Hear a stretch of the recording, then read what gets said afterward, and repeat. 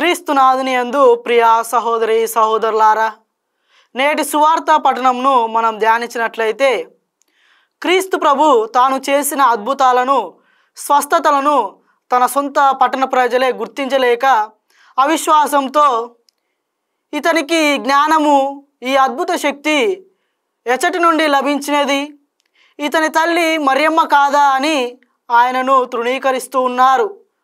నజరేతులోని పట్టణ ప్రజలు క్రీస్తు ప్రభువుని వారితో జీవించిన ఒక మానవ స్వభావం కలిగిన వ్యక్తిగా గుర్తించారే తప్ప ఆయనలో ఉన్న దైవత్వాన్ని గుర్తించలేకపోయారు. పునీత పౌలు గారు రోమియోలకు రాసిన లేఖ 10వ అధ్యాయము 17వ వచనంలో వినుట వలన విశ్వాసము అధికమగును.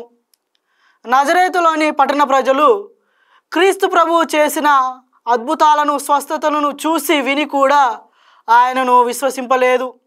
కావుననే యేసుక్రీస్తు దేవుని కుమారుడని వారు గుర్తించలేక జీవించారు.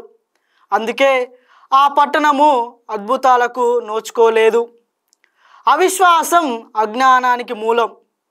ఆ అవిశ్వాసానికి ముఖ్య కారణం పాత నిబంధనలోని ప్రవచనాలపై వారికి విశ్వాసం లేకపోవడం వలననే ఆ సత్యాన్ని తృణీకరించి ఉన్నారు.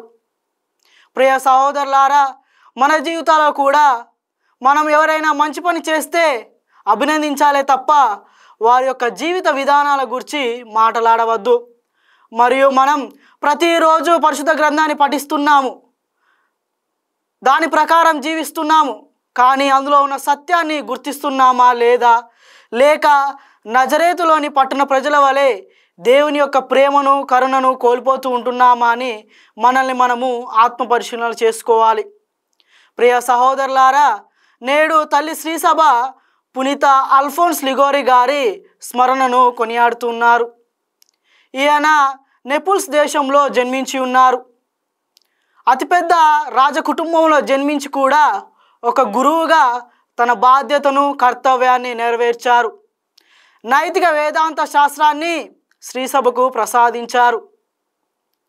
ఈయన దేవుని పట్ల విశ్వాసం కలిగి ప్రజలందరినీ దేవునిపై విశ్వాసం ఉంచేలా తన సువార్త పరిచర్య చేసి పలు విధములుగా అభినందించబడ్డారు. వివిధ ప్రజలను తన యొద్దకు తీసుకొని సువార్త సేవలో నిమగ్నమై జీవించి ఉన్నారు.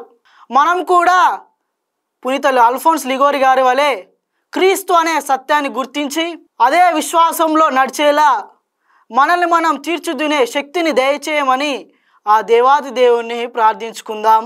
ఆమెన్.